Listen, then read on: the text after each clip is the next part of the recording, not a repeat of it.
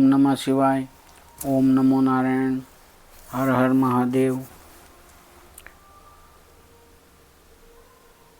पृथ्वी आदि से निर्मित देव प्रतिमाओं के पूजन की विधि, उनके लिए नैवेद्य का विचार, पूजन के विभिन्न उपचारों का फल, विशेष मास वार तिथि एवं नक्षत्रों के योग में पूजन का विशेष फल तथा लिंग के वैज्ञानिक स्वरूप विवेचन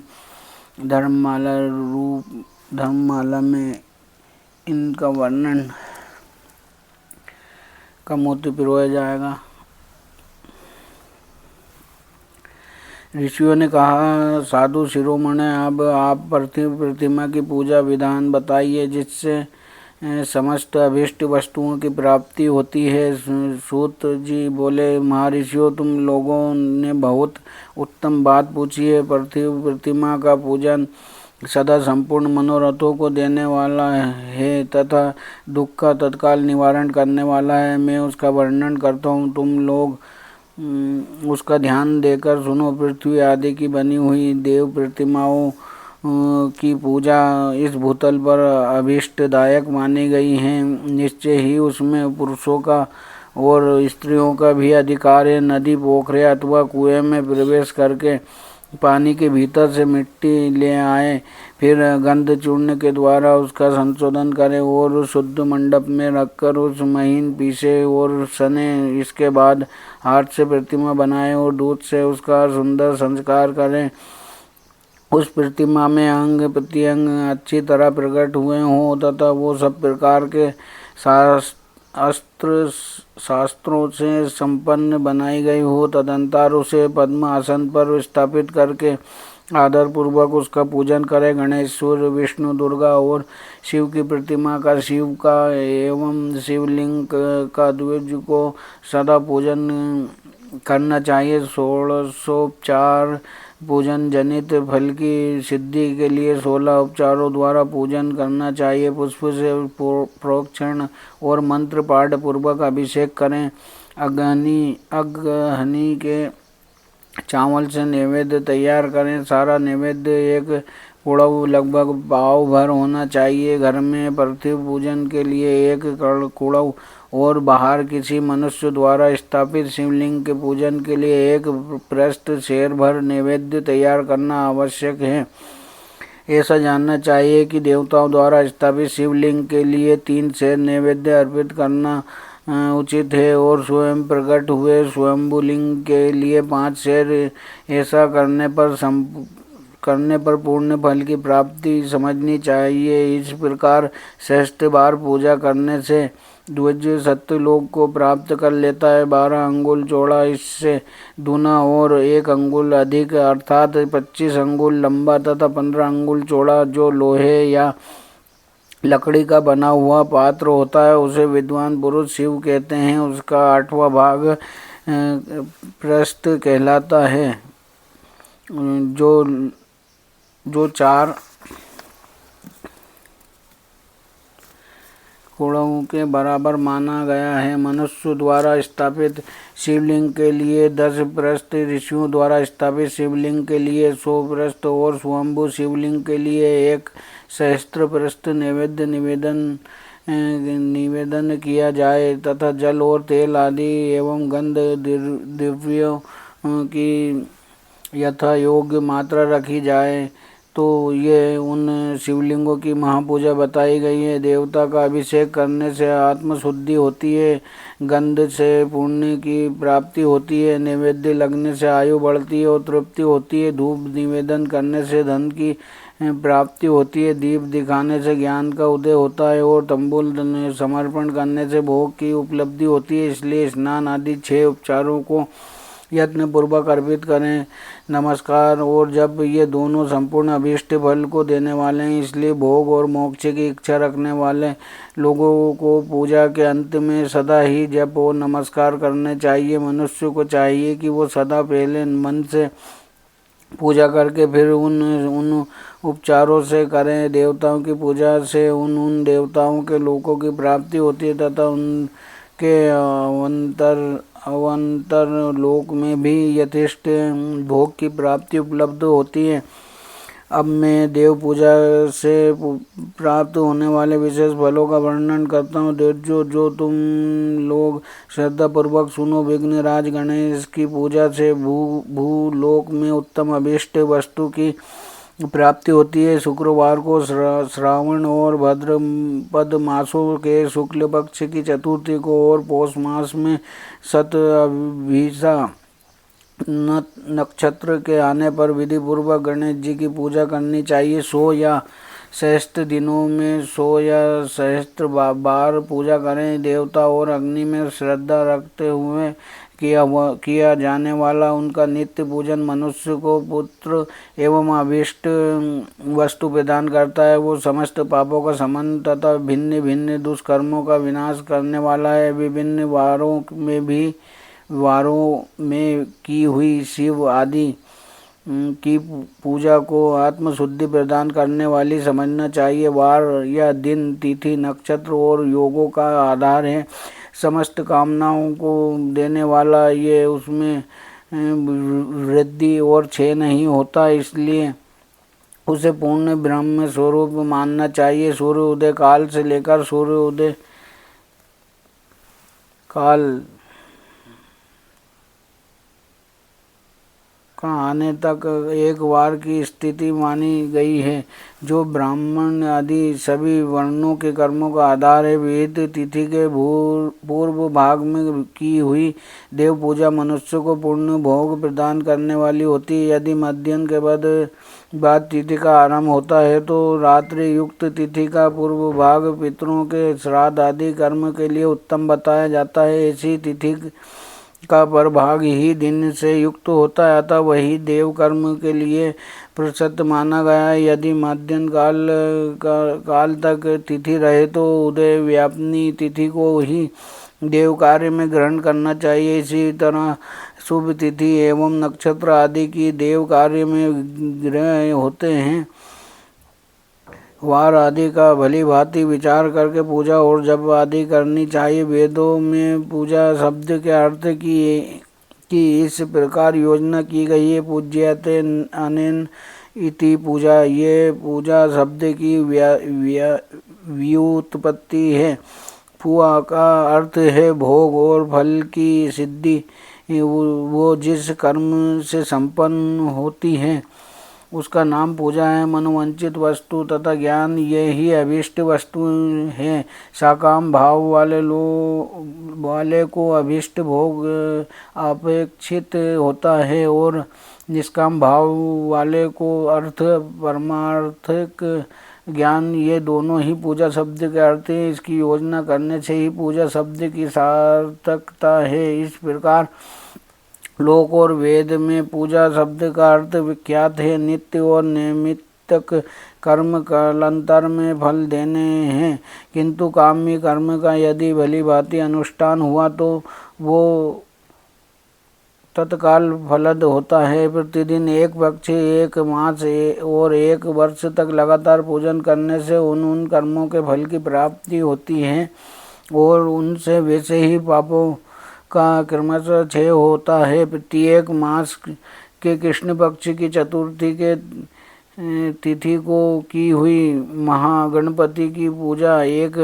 पक्ष के पापों का नाश करने वाली है और पक्ष तक उत्तम भोग रूपी फल देने वाली होती है। चैत्र मास में चतुर्थी को की हुई पूजा एक मास तक किए गए पूजन का फल देने वाली होती है और जब सूर्य सिंह राशि पर स्थित हो उस समय भाद्रपद मास की चतुर्थी को की हुई गणेश जी की पूजा एक वर्ष तक मनोवांछित भोग प्रदान करती है, ऐसा जानना चाहिए। श्रावण मास के रविवार को हस्त नक्षत्र से युक्त सप्तमी तिथि को तथा माघ शुक्ल सप्तमी को भगवान सूर्य का पूजन करना चाहिए। ज्येष्ठ तथा भाद्रपद मासों के बुधवार को श्रावण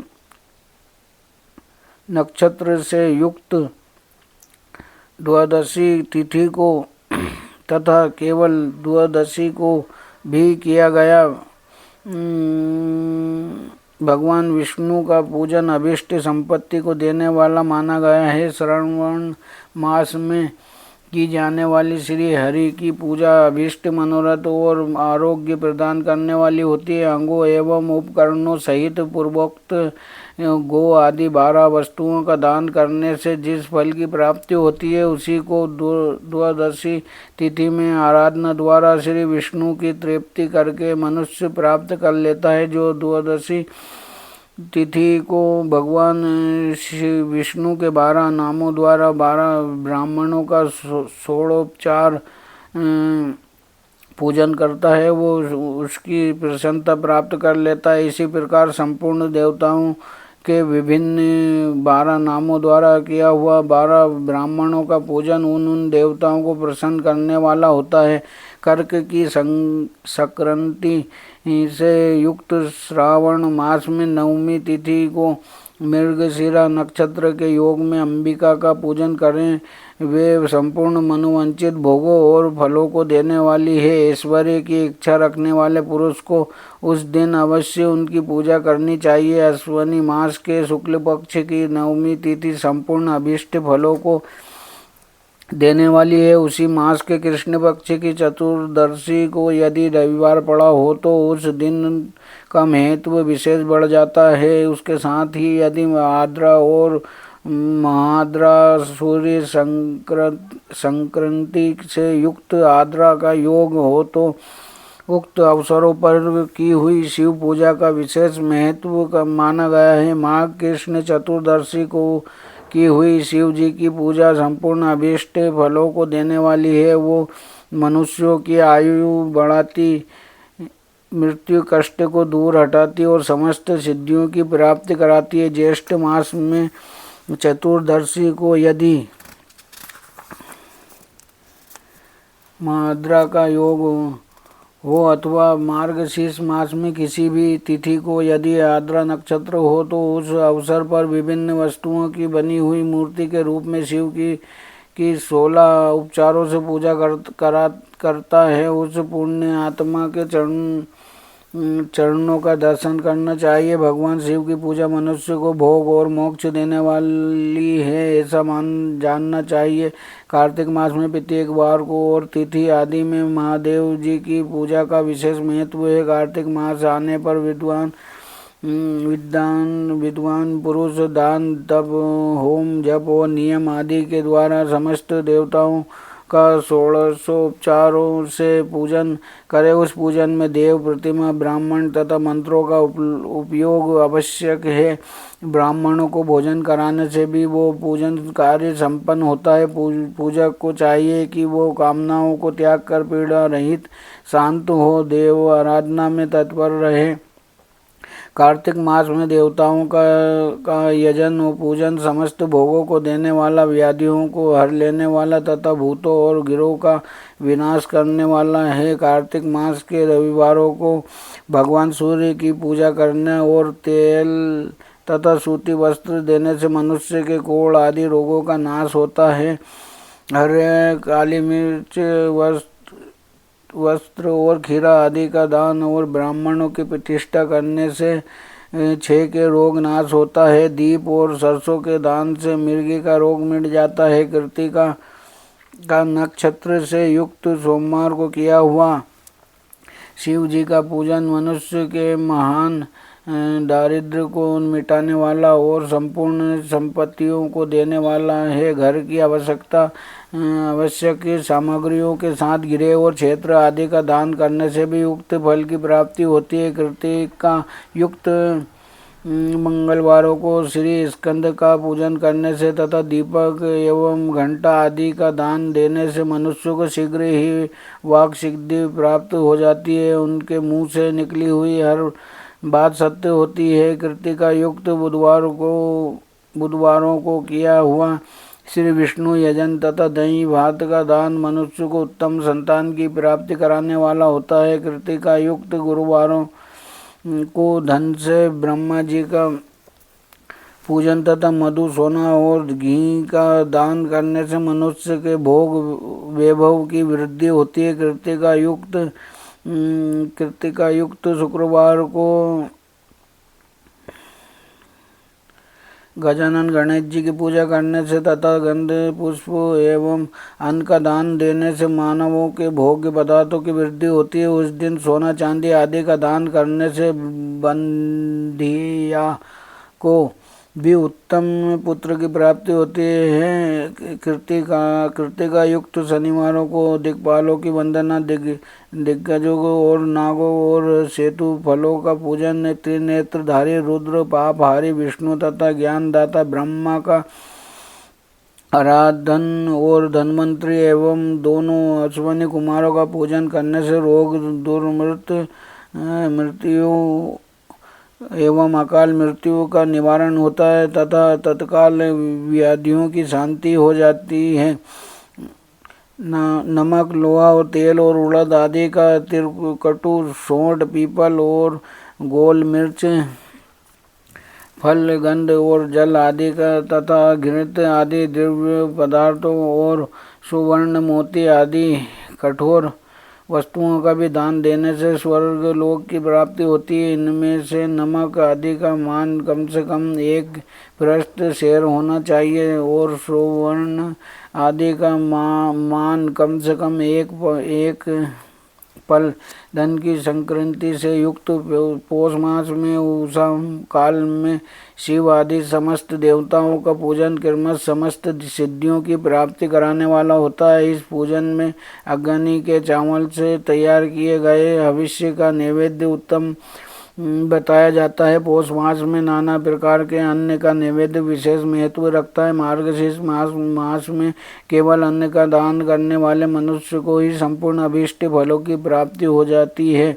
मार्गशीर्ष मास में अन्न का दान करने वाले मनुष्य के सारे पाप नष्ट हो जाते हैं। वो अभीष्ट सिद्धि, आरोग्य, धर्म, वेद का सम्यक ज्ञान, उत्तम अनुष्ठान का फल, इलोक और परलोक में महान भोग, अंत में सनातन योग, मोक्ष तथा वेदांत ज्ञान की सिद्धि प्राप्त कर लेता है। जो भोग की इच्छा रखने वाला है वो मनुष्य मार्गशीर्ष मास आने पर कम से कम 3 दिन भी उषा काल में अवश्य देवताओं को पूजन करे। वो पौष मास को पूजन से खाली न जाने दे। उषा काल से तैयार संगम काल तक ही पौष मास में पूजन का विशेष महत्व बताया गया है। पौष मास में पूरे महीने भर जितेंद्रिय और निराहार रहकर द्विज प्रतः काल से मध्याह्न काल तक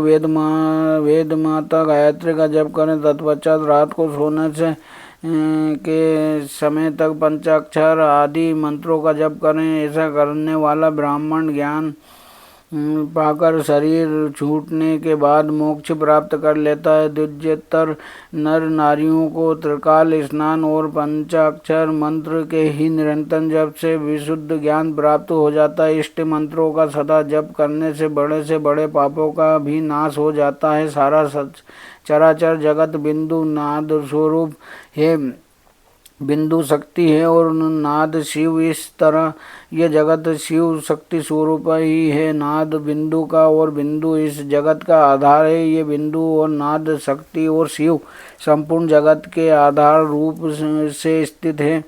बिंदु और नाद से युक्त सब कुछ शिव स्वरूप है, क्योंकि वही सबका आधार है। आधार में ही अध्यय का समावेश अथवा लय होता है, यही सकलीकरण है। इसी सकलीकरण की स्थिति से ही सृष्टि काल में जगत का प्रादुर्भाव होता है, इसमें संशय नहीं है। शिवलिंग बिंदु नारद स्वरूप है, अतः इसे जगत का कारण बताया जाता है। बिंदु देव और नाद शिव, इन दोनों का संयुक्त रूप ही शिवलिंग कहलाता है। अतः जन्म के संकट से छुटकारा पाने के लिए शिवलिंग की पूजा करनी चाहिए। बिंदु रूप देवी उमा माता है और नाद स्वरूप भगवान शिव पिता एवं माता पिता के पूजित होने से परमानंद की ही प्राप्ति होती है। अतः परमानंद का लाभ लेने के लिए शिवलिंग का विशेष रूप से पूजन करें। ऐसा उमा जगत की माता है और भगवान शिव जगत के पिता हैं। जो इनकी सेवा करता है उस पुत्र पर दोनों माता पिता की कृपा नित्य अधिकारिक बढ़ती रहती है। वे पूजक पर कृपा करके उसे अपना आंतरिक ऐश्वर्य प्रदान करते हैं। अतः मुनीश्वरों, आंतरिक आनंद की प्राप्ति के लिए शिवलिंग को माता पिता का स्वरूप मानकर उसकी पूजा करनी चाहिए। भर्ग शिव पुरुष रूप है और भार्गा शिवा अर्थ अथवा शक्ति प्रकृति कहलाती है। अव्यक्त आंतरिक अधिष्ठान रूप गर्भ को पुरुष कहते हैं और सुव्यक्त आंतरिक अधिष्ठान भूत गर्भ को प्रकृति रूप प्रकृति पुरुष आदि गर्भ है। वो प्रकृति रूप गर्भ से युक्त होने के कारण गर्भवान है, क्योंकि वो प्रकृति का जनक है। प्रकृति में जो पुरुष का संयोग होता है यही पुरुष से उसका प्रथम जन्म कहलाता है। अव्यक्त प्रकृति से महत तत्व आदि के क्रम से जो जगत का व्यक्त होना है वो यही उस प्रकृति का द्वितीय तृतीय जन्म कहलाता है। द्वितीय जन्म कहलाता है द्वितीय जन्म कहलाता है। जीव पुरुष से ही बारंबार जन्म और मृत्यु को प्राप्त होता है। माया द्वारा अन्य रूप से प्रकट किया जाना ही उसका जन्म कहलाता है। जीव का शरीर जन्म काल से ही जीर्ण छह अभिविकारों से युक्त होने लगता है, इसलिए उसे जीव संज्ञा दी गई है। जो जन्म लेता है और विविध पाशों द्वारा तनाव बंधन में पड़ता है उसका नाम जीव है। जन्म और बंधन जीव शब्द का अर्थ ही है। अतः जन्म मृत्यु रूपी बंधन की निवृत्ति के लिए जन्म के अधिष्ठान भूत मात प्रत्यय स्वरूप शिवलिंग का पूजन करना चाहिए। गाय का दूध, गाय का दही और गाय का घी, इन तीनों को पूजन के लिए शहद और शक्कर के साथ पृथक पृथक भी रखें और इन सबको मिलाकर सम्मिलित रूप से पंचामृत भी तैयार कर लें। इनके द्वारा शिवलिंग का अभिषेक एवं स्नान कराएं। फिर गाय के दूध और अन्न के मेल से नैवेद्य तैयार करके पिंडव मंत्र के उच्चारण पूर्वक उसे भगवान शिव को अर्पित करें। संपूर्ण पिंडव और ध्वनि लिंग कहते हैं। स्वयंभूलिंग नाद स्वरूप होने के कारण नादलिंग कहा गया। यंत्र या अर्घ बिंदु रूप होने के कारण बिंदु लिंग के रूप में विख्यात है। उसमें अचल रूप से प्रतिष्ठित जो शिवलिंग है वो मकार स्वरूप है, इसलिए मकार लिंग कहलाता है। सवारी निकालने आदि के लिए जो चरलिंग होता है वो उकार स्वरूप होने से उकार लिंग कहा गया है। तथा पूजा की दीक्षा देने वाले जो गुरु या आचार्य हैं उनका विग्रह आकार का प्रतीक होने से आकार लिंग माना गया है। इस प्रकार आकार, उकार, मकार, बिंदु, नाद और ध्वनि के रूप में लिंग के 6 भेद हैं। इन छहों लिंगों की नित्य पूजा करने से साधक जीवन मुक्त हो जाता है, इसमें संशय नहीं है। श्री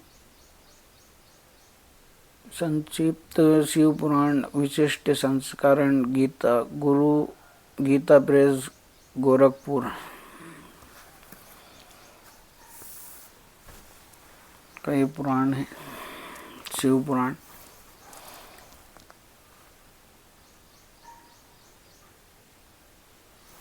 शिव की पूजा जब ही संपन्न होती है जब हम विधि पूर्वक शास्त्र सम्मत पूजा अर्चना करें। स्वयं पूजा में भूल चूक हमसे होती रहती है। ब्राह्मणों द्वारा पूजन अवश्य कराएं, क्योंकि उनको उन सभी चीज़ों का ज्ञान होता है और हम समय पे कुछ चीज़ें भूल जाते हैं और शिव पूजा संपूर्ण नहीं होती, उसका हमें लाभ प्राप्त नहीं होता पूजा का। फिर हम नहीं हो पाता, पूजा का लाभ प्राप्त नहीं हो पाता, तो हम परेशान हो जाते हैं कि इतनी पूजा के पश्चात भी शिव से हमें आशीर्वाद क्यों प्राप्त नहीं हुआ? इसका कारण यह है कि कुछ चीज़ें हमसे पूजा में वंचित रह जाती है। इसलिए शास्त्र सम्मत ब्राह्मणों द्वारा ही शिव पूजा करने से पुण्य फल प्राप्ति होती है। आज के लिए इतना ही। ओम नमः शिवाय। ओम नमो नारायण। हर हर महादेव। ओम नमः शिवाय।